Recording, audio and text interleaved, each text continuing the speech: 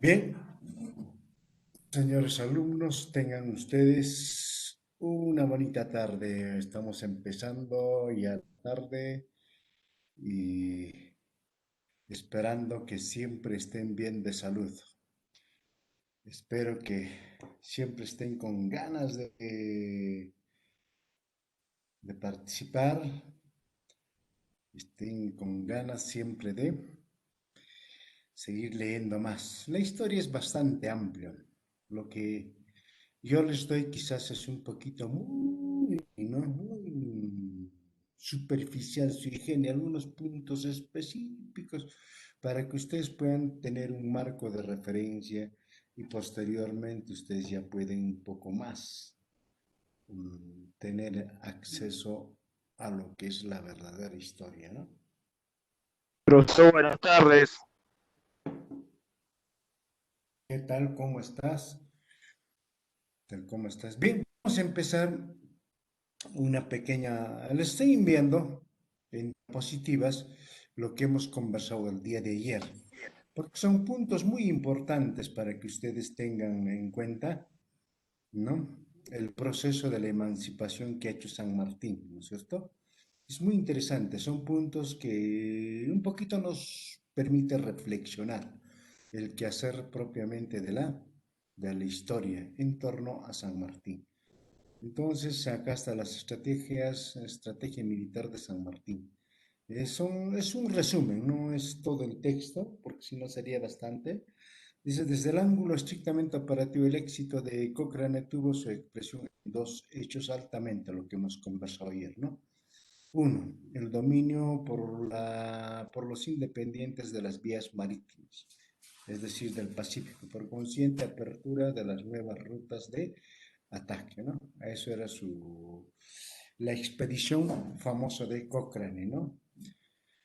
Y dos, la apuesta a la ofensiva del virreinato limeño que perdió la iniciativa en las acciones porque su impotencia marítima le impidió atacar, al paso que quedó indefensa toda la costa peruana, con el resultado de que podría ser atacado cualquiera de los puntos del extremo litoral que comprende Virreinato. Tanto Cochrane como San Martín tenían sus propias opiniones sobre la forma de atacar al virreinato. Ahí yo les dije que tenían ciertas discrepancias, ¿no? Entonces, el plan estratégico de marítimo en inglés, fruto de sus experiencias extraídas de las expediciones que comandó, consistía en el máximo aprovechamiento de las dos ventajas estratégicas que se tenía sobre el enemigo, que eran dominio marítimo y el apoyo resuelto de la población. Eso es lo que ayer, ese es un poquito que no le gustaba a San Martín, ¿no? A San Martín no le gustaba, ¿no?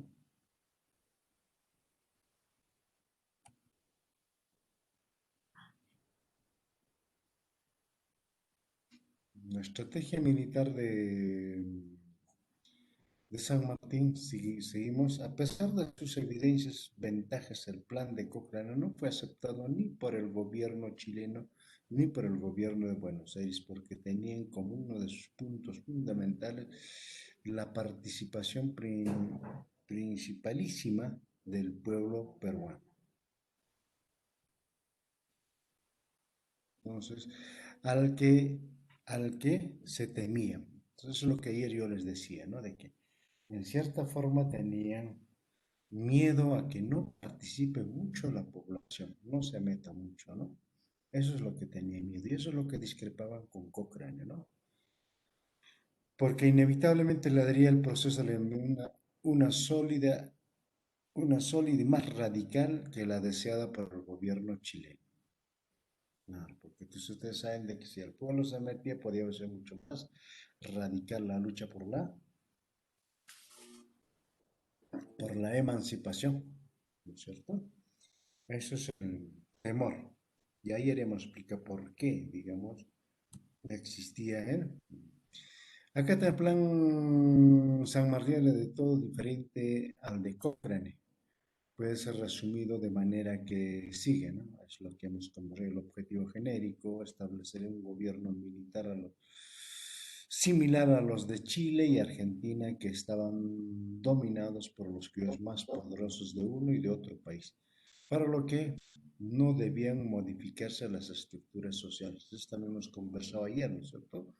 Aquí existen los títulos, aquí existen los títulos, los privilegios, castas y diferencias sociales serían mantenidos entregándose el poder a los más encumbrados, aunque hubieran sido partícipes y beneficiarios del régimen colonial. O sea, no les interesaba, ¿no es cierto? Por eso es que, en resumen, nosotros diríamos, ¿por qué, digamos, los indígenas eh, propiamente no sacaron provecho de esta emancipación y seguían siendo los mismos? Se refiere a toda esta estrategia y se ha cumplido al pie de la letra, ¿no?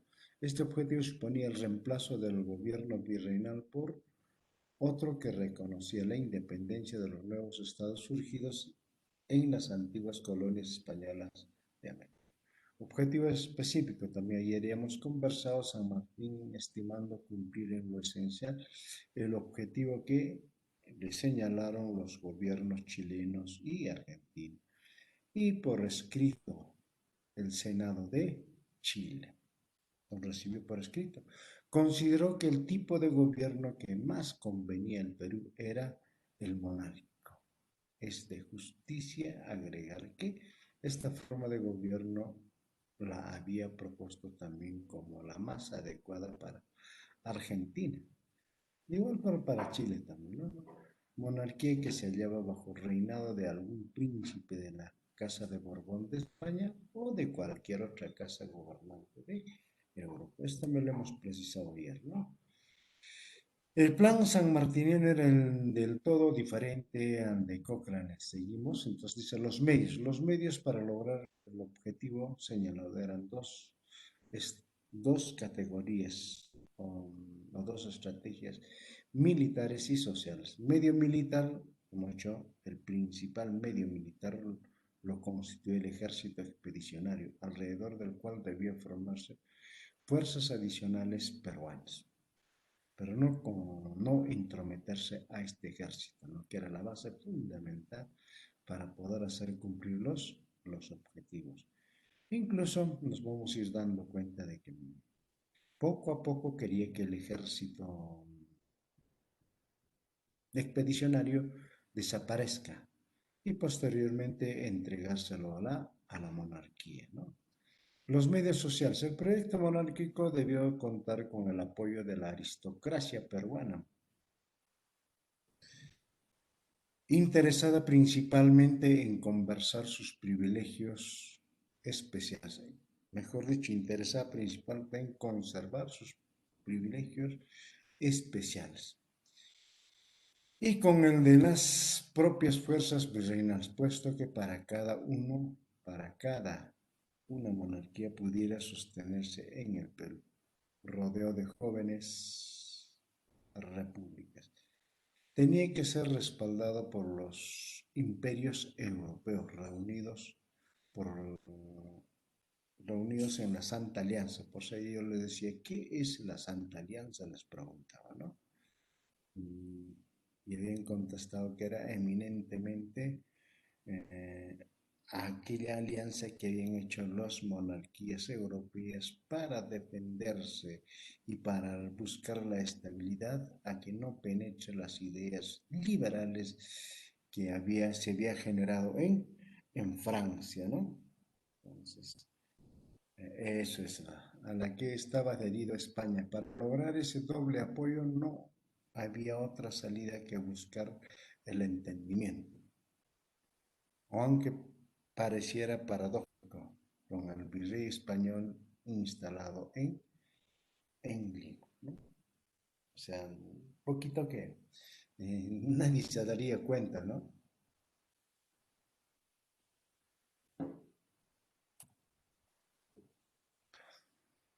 Con cuya participación podía lograr la atención de la aristocracia criolla de Lima. Ganados esto, las fuerzas de apoyo debían ser buscadas en el pueblo urbano y rural, y que estaba naturalmente contra el régimen.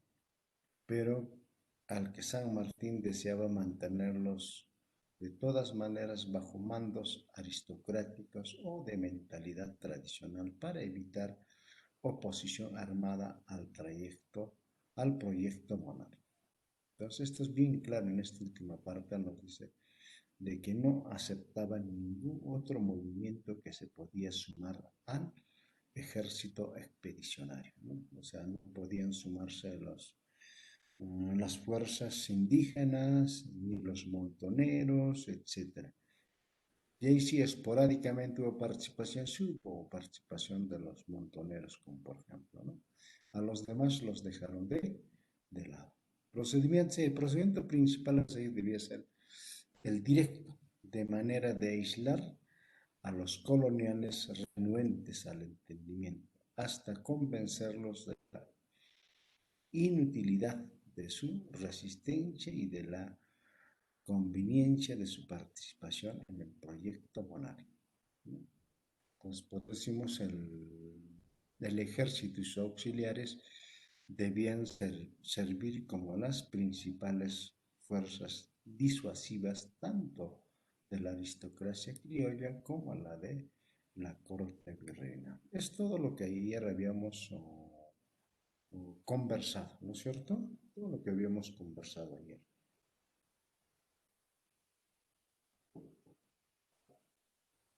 Esto se los mando por escrito para que ustedes puedan, ¿no es cierto?, analizarlo un poco más y ver a ver todo el proceso de la emancipación que tiene planificado San Martín, si va a cumplir o no va a cumplir con esto, ¿no es cierto? Porque un objetivo que viene a ser, vienen a ser las metas que se deben lograr al final de una acción, ¿no es cierto? ¿Sí o no?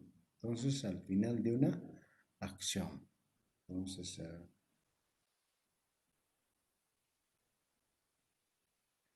eso es lo que hay que tener muy en cuenta, ¿no es cierto? Pues eso es lo que nosotros tenemos que tener en cuenta perfectamente, ¿eh?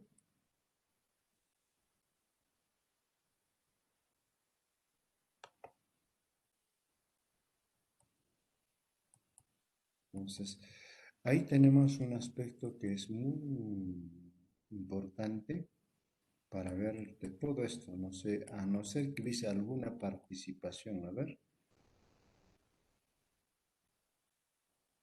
en torno a esto, para ver,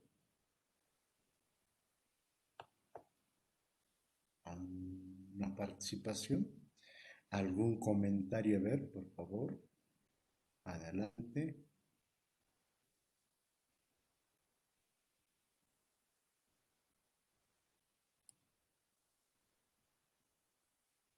A ver, adelante, a ver. ¿Qué dicen ustedes, a ver?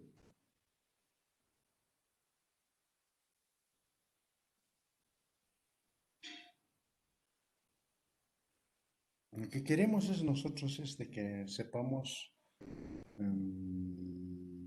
tomar en cuenta la historia en forma mucho más correcta, ¿no es cierto? Eso es lo que se quiere. Lo que se quiere es de que ustedes comprendan en esencia cuál fue la doctrina política de San Martín, cuál fue propiamente sus intenciones de carácter social y finalmente cuál iba a ser el régimen político después de la emancipación. Entonces, en torno a esto, se propone una serie de metas y esas metas son los objetivos que debe lograr.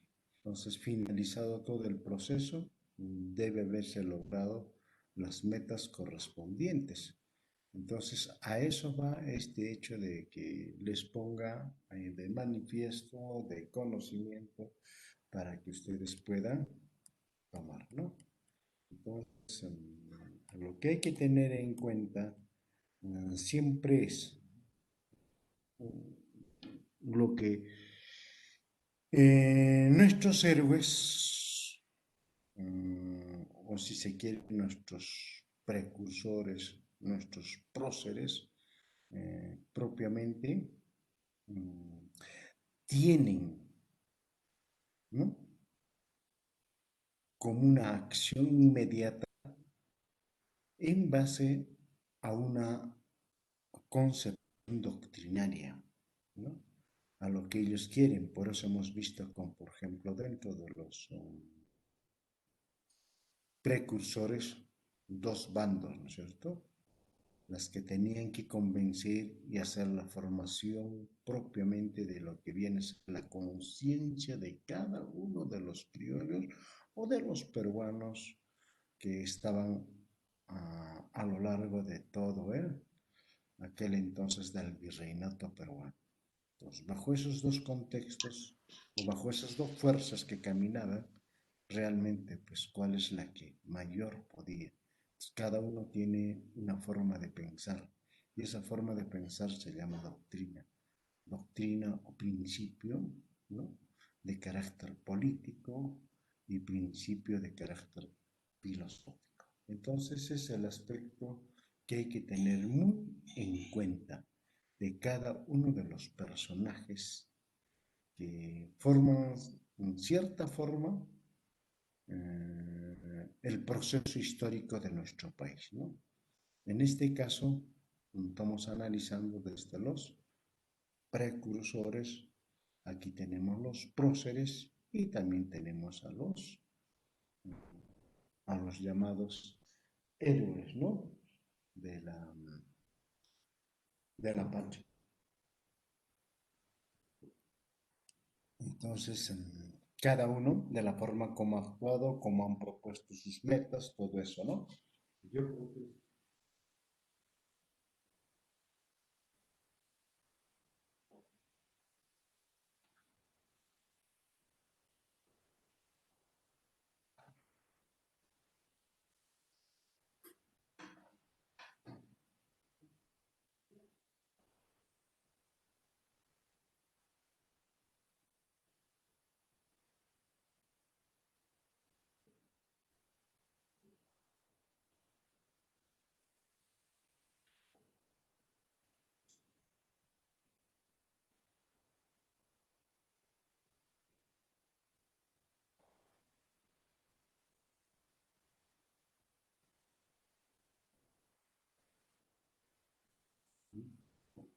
entonces, de esa forma. Bien, entonces, eso es lo que queremos. Y ahora vamos a ver otro aspecto que también dentro de esta estrategia, cómo se encamina, ¿no? La estrategia propiamente militar de San Martín. Es otro aspecto que es muy importante que también para que ustedes tengan en cuenta y puedan analizar, ¿no?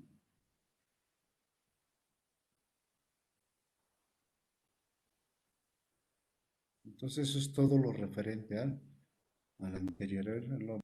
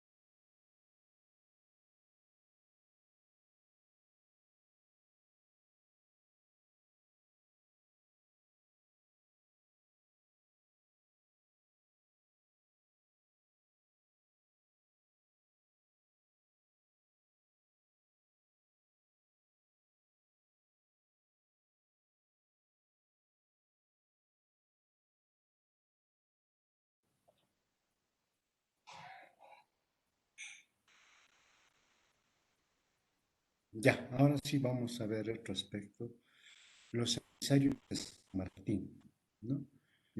Vamos a ver un aspecto que es muy importante, que también nos interesa, ¿no?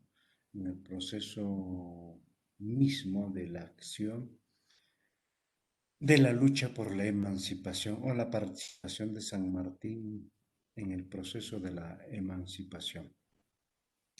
Acá tenemos un aspecto que va a ser muy importante. Eh, Tenemos la criptografía y la diplomática.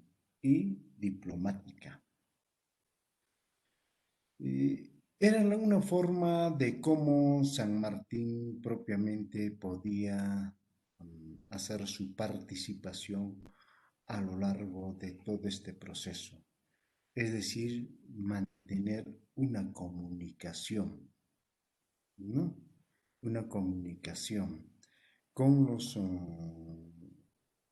o sea, desde Argentina, Argentina con Chile y posteriormente de Chile al Perú, o como también lo hicieron desde Argentina, básicamente en el proceso de la emancipación. Entonces, en todo esto vamos a ver la criptografía y la diplomacia. La criptografía es una forma de comunicación y diplomática es una forma de cómo hacer uso de la diplomacia para poder, digamos, desquiorajar, ¿no es cierto? Por eso que finalmente vamos a ver un aspecto que es muy importante.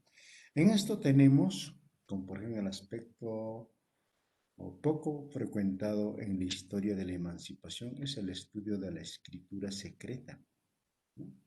La criptografía, utilizada tanto en el bando patriótico como en el grupo de los realistas, con el grupo del virreinato. San Martín recurrió en Chile y Argentina a los valiosos recursos de la criptografía como medio útil para construir, para instruir de sus proyectos militares a quienes iba dirigido. Acá mencionamos al doctor Eduardo Carrasco. Y bueno, la historia nos dice de que al doctor Carrasco prácticamente se ha olvidado de considerarlo como uno de los próceres muy importantes, ¿no? Que ha hecho su participación, sobre todo en el manejo de lo que se llama esta comunicación secreta o la escritura secreta de la criptografía. Él era el encargado de descifrar, ¿no? De descifrar. Propiamente, Eduardo Carrasco Valdés y Noruega, ese es su nombre completo. Eduardo Carrasco Valdés y Noruega. Nació en Lima el 13 de octubre de 1779. Eh, Se dice que tuvo como profesión de ser un cosmógrafo mayor. Dirigía, como complemento, también dirigía la publicación de la guía de forasteros, que ofrecían noticias cosmográficas, información completa del virreinato en los diversos aspectos, ¿no? También fue quizás uno de los primeros asesores de la Escuela Central de la Marina. Era muy aficionado a la marina. Desde pequeño se había incorporado y ha participado en varias incursiones navías, ¿no? Y siempre estuvo presente. Por eso resultó siendo un grande, finalmente un gran instructor de la marina.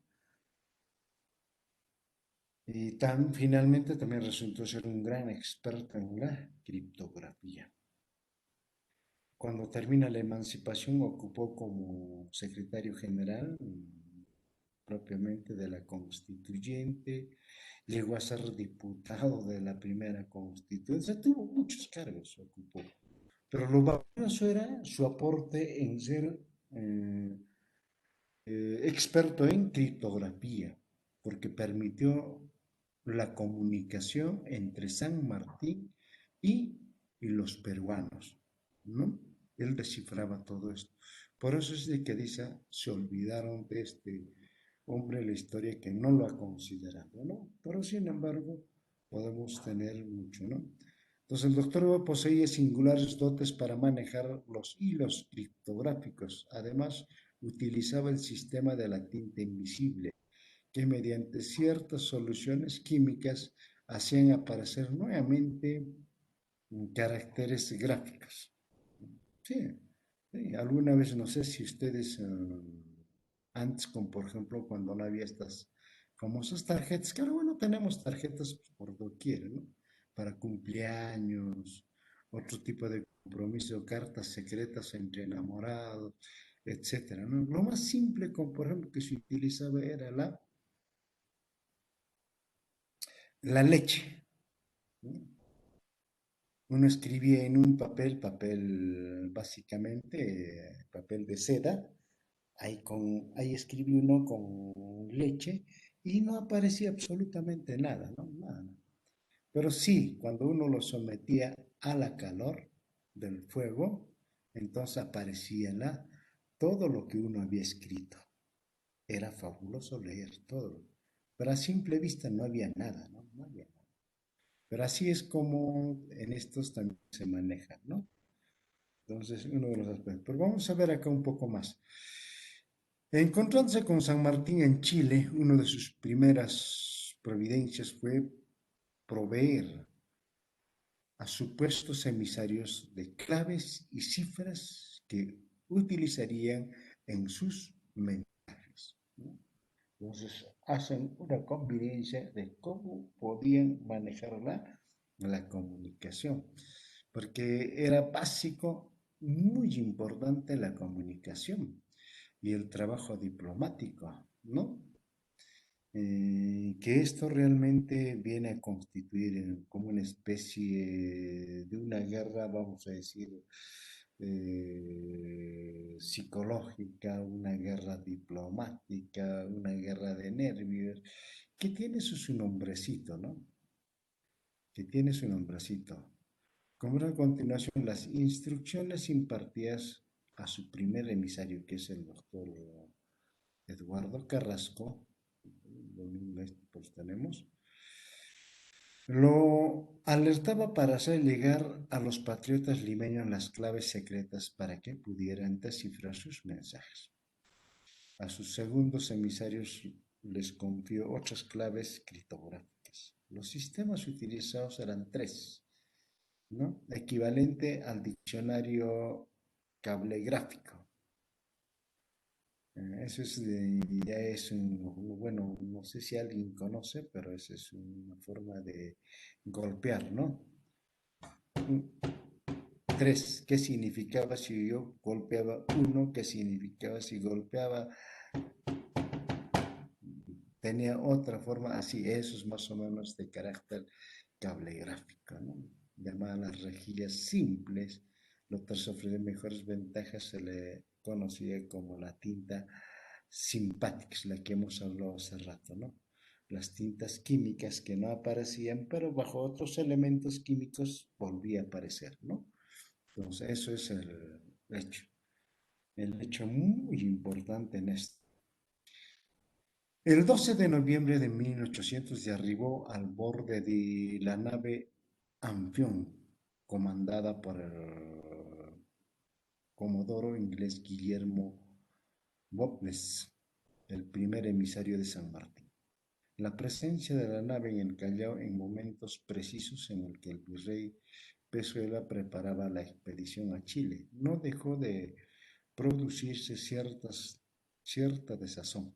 De inmediato, malicioso, que se trataba de un espía en, encubierto, encubierto.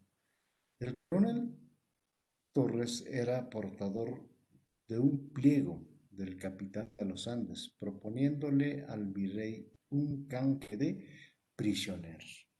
La misión en ella viene dos cosas. Uno, la comunicación Y aquí ya estamos entrando a lo que se llama la diplomacia, ¿no? La diplomacia que también se ponía en juego.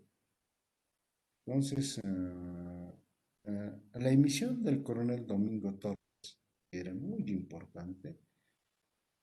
La comisión secreta era muy delicada, importantísima, informarse por cualquier medio de las fuerzas militares del Estado, de la administración, conocer la opinión de los diversos círculos sociales acá en Lima y, y aún del cabildo, hacer propaganda inmediata, enlaces en Lima y alrededor. A la vez se le entregaron 10.000 pesos que debía de servir para aliviar la penosa situación de muchos prisioneros encerrados en las cárceles, ¿no? En las cárceles.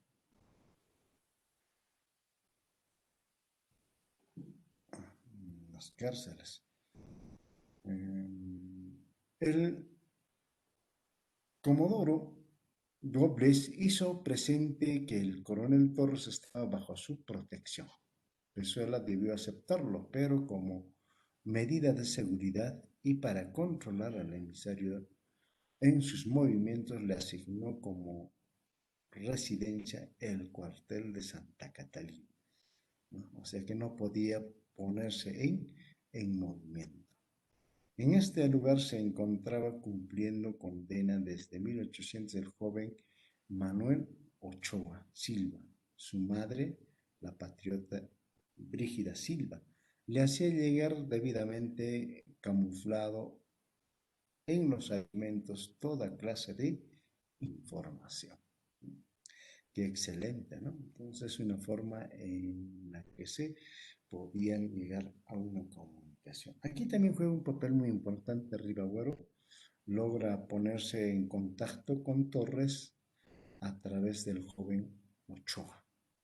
Entonces, para esto eminentemente jugó un papel muy importante la patriota Brígida Silva, con la colaboración del doctor Carrasco. Remitió también los planos de los lugares estratégicos para una posible invasión de los patriotas. Era un intercambio de comunicación.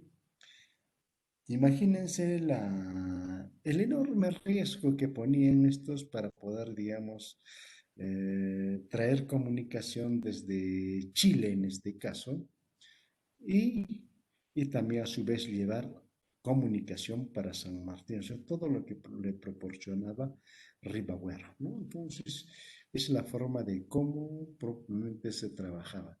Torres, antes de retornar a Chile, dejó expresas instrucciones a los patriotas, la clave que había de servirles en las comunicaciones, para decir la criptografía, y una especie de códigos de señales con los que desde su tierra pudieran entenderse con las embarcaciones patriotas que visitaron, ¿no es cierto?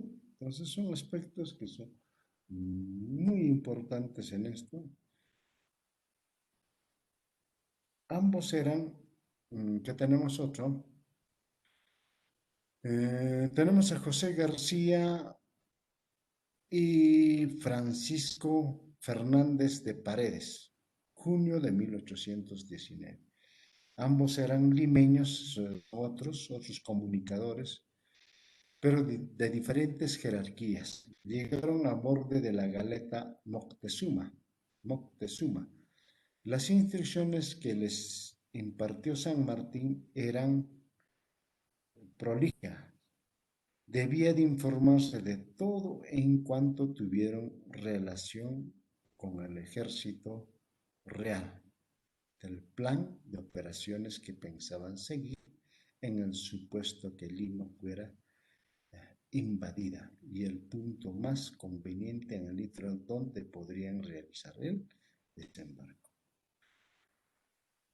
Además, debían de enterarse bien de las personas que rodeaban al virrey, las ideas predominantes en el pueblo, en el cabildo y en la iglesia, así como sondeo al elemento militar. Debían averiguar el nombre y domicilio de las personas afectas a la libertad y sobre todo les aconsejaba prudencia y tino para ganarse la confianza y apego a las ideas emancipadoras, ¿no es cierto? A las ideas emancipadoras. Eh, en esta medida, propiamente, conociendo el despegue de ambos se pusieron a trabajar, pero indistintamente en distintos caminos, no los dos juntos, ¿no? No eran los dos juntos. A ver, sigamos viendo un poco más. A ver.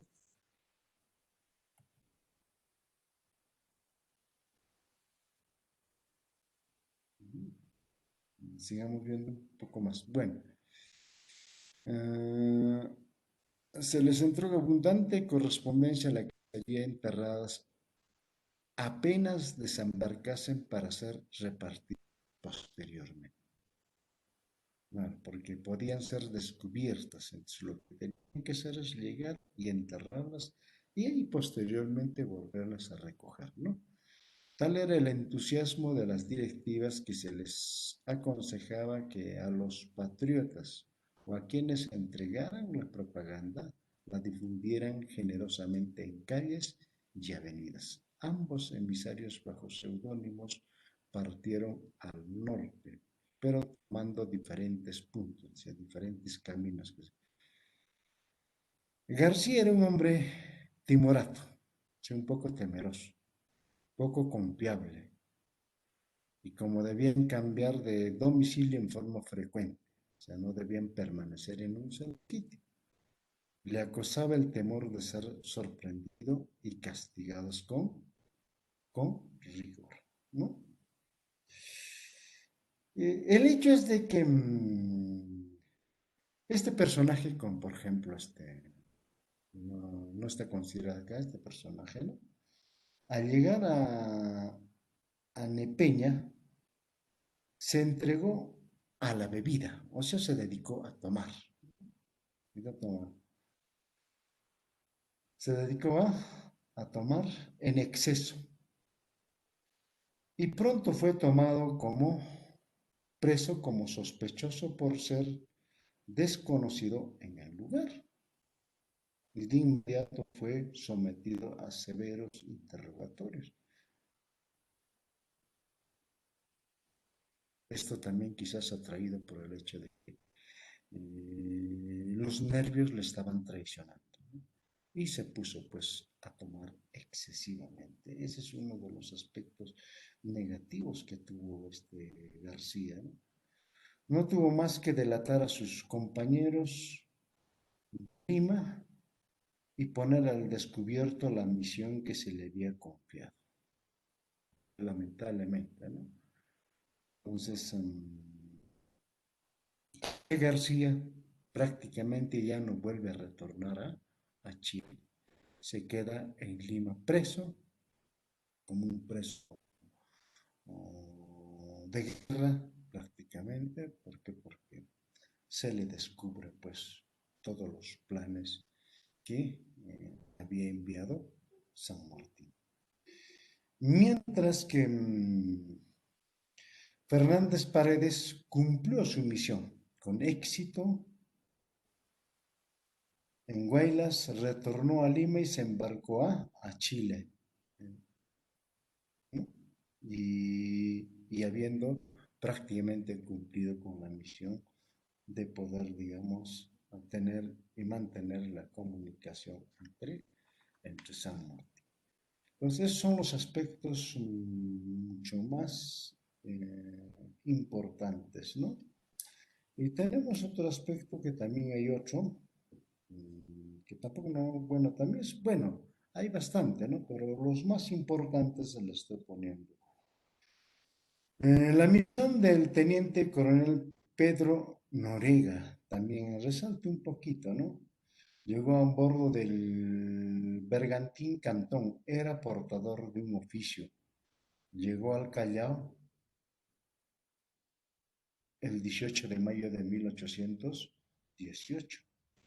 En dicho oficio San Martín se dirigió a Pezuela en términos nada amistosos, pues lo hacía responsable de la sangre que se vertiese en adelante, en vista de estar decidida la suerte del Perú. Este oficio disgustó a Pezuela por su carácter de intimidación, ¿no es cierto?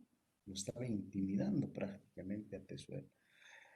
Por otro lado, el virrey terminó a bordo de la corbeta Ontario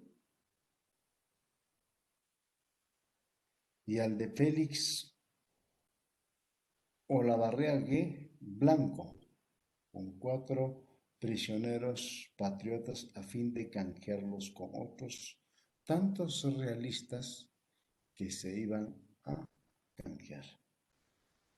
Pero quedó disgustado, pues el trueque propuesto se cumplió no en la forma que hubiera deseado. O sea, hubo una cierta trampa que le había preparado también por San Martín. Bien, entonces esos son los aspectos propiamente. Hay una partecita que ustedes van a eh, encontrar, ¿cierto? Mm, una partecita de la estrategia de San Martín en la última parte. A ver, vamos.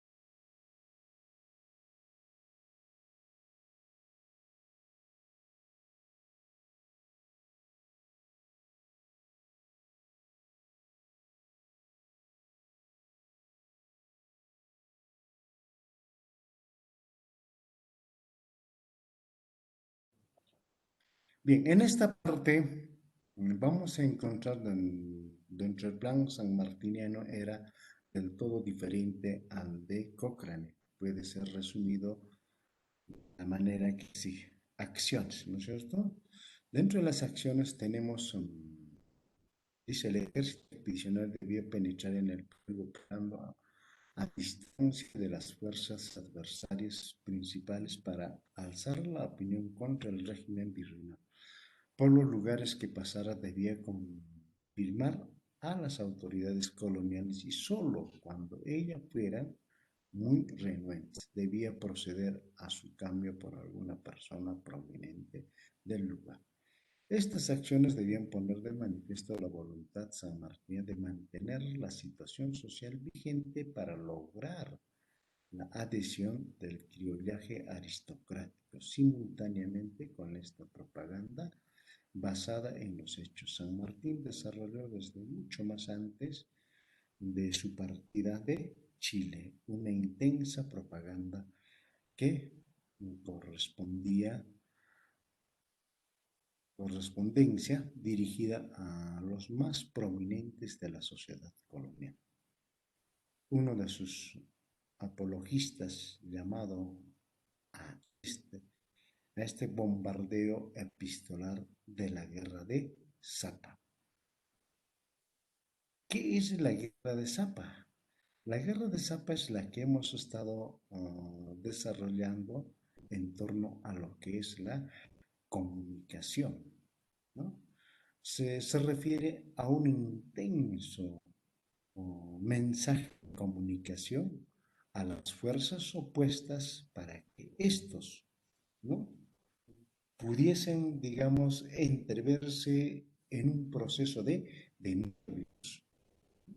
Entonces, eso lo llaman, algunos lo llaman como la guerra psicológica, Algunos lo llaman la guerra de nervios, algunos lo llaman la guerra diplomática, o algunos otros también lo llaman la guerra de la comunicación, como hace rato lo hemos estado viendo, ¿no? Permanentemente ha utilizado bastante esta estrategia, San Martín, denominado pues una de las apologistas llamado a este el bombardeo epistolar, o sea, la guerra de Zapa, ¿ya? Entonces la guerra de Zapa ha sido bastante utilizado por San Martín. Por eso que frecuentemente tenía sus emisarios que llevaban y traían, como ya los hemos visto de los muchos que ha existido. E incluso cuando ha hecho su presencia San Martín ya, igualito, seguía utilizando mucho más. Eso creo que ha sido de que las fuerzas virreinales perdieran fuerza, ¿no? Perdieran fuerza. Ustedes saben de que San Martín no quería hacer mucho daño, ¿no? No quería hacer mucho daño, tampoco quería utilizar mucho la violencia, ¿no? No quería utilizar mucho la violencia, sino que quería impenetrar a los criollos de una manera mucho más audaz, mucho más inteligente y hacer de que se dé pues la emancipación y cambie, ¿no? Algunos aspectos fundamentales, fundamentalmente en el aspecto político. No va a haber muchos cambios en los otros aspectos. Es la que cuidaba bastante San Martín y por eso es que utiliza esta famosa denominada la guerra de Zapa. Ahora ya sabemos qué es la guerra de Zapa, ¿no? ¿Cierto? Entonces, porque a veces en torno no encontramos y finalmente no sabemos qué es lo que viene a ser. Bien, entonces, hay algunos documentos, ¿no?, muy importantes. También se utilizó no solamente en el Perú, se utilizó también en Chile, ¿no? Y realmente lo confundió de nervios al último de los gobernantes en Chile, Marco del Ponte, ¿no? Que realmente por todo lado le llegaban las comunicaciones y, sinceramente, pues era una guerra de nervios, ¿no? Y como era la persona más nervioso, peor todavía, pues, ¿no es cierto? Entonces fue una estrategia muy especial utilizado en Chile para derrotar a Marco del Pont, ¿no? Entonces, último gobernante en Chile en favor de la monarquía española. Entonces, así es de la forma como se ha manejado todos estos aspectos y cómo era la comunicación y los otros aspectos que realmente pues ha utilizado San Martín. Porque lo demás nosotros ya conocemos, ¿cierto? Cuando desembarcó en el Perú, en qué parte, cómo ingresó a Lima, cómo proclamó la independencia, ya conocemos y no hay algunos aspectos que nos pueden ayudar a comprender mucho mejor esta parte de la historia del Perú. Por eso yo les pongo algunos aspectos que son muy importantes para que ustedes tengan un poco más de conocimiento o puedan analizar la historia y puedan enfocar de una manera mucho más realista, ¿no? Entonces, esto ha sido algunos aspectos muy importantes que los alcanzo para que ustedes puedan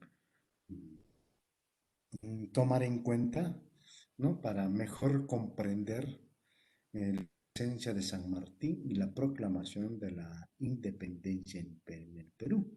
Y asimismo también comprender los 200 años que se va a cumplir, ¿no es cierto? El próximo año, el 28 de julio, se cumplen los 200 años, por eso sea el bicentenario. Y viendo todo este proceso, ¿no?, la estrategia de San Martín y también el proceso mismo, ¿no?, en sí mismo, realmente qué cambio se ha generado, si realmente los objetivos propuestos, las metas que se propuso San Martín se cumplió o no. Y si se cumplió, ¿qué hay de cambio hasta el día de hoy? ¿O sigue igual? Bueno, yo los dejo al análisis de ustedes.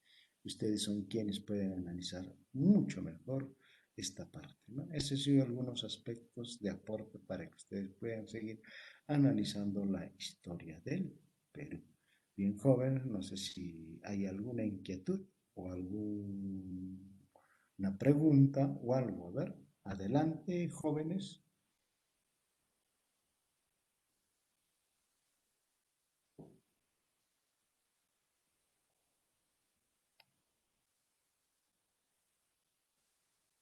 Los escucho.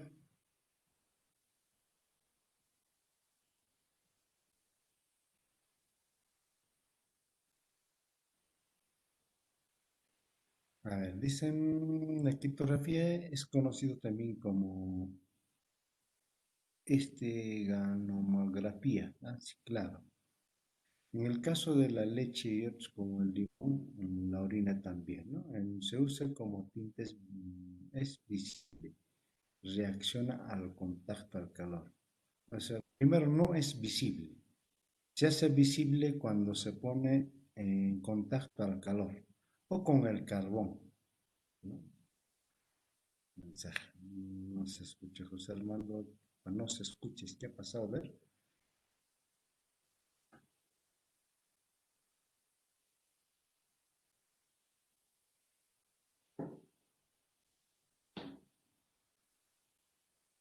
¿Alguien más? ¿Alguna inquietud? ¿Alguna pregunta? A ver, por favor.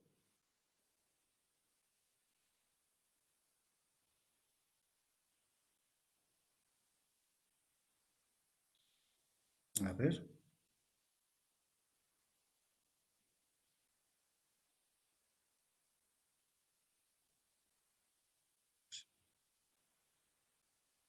A ver.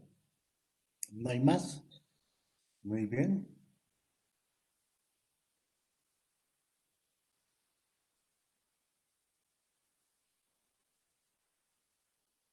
Bien, entonces es todo por hoy y eso nos permite seguir analizando un poco más el proceso histórico, ¿no? El día jueves tenemos, no se olviden, a las 3 de la tarde, no se olviden chicos, eso ha sido todo por hoy.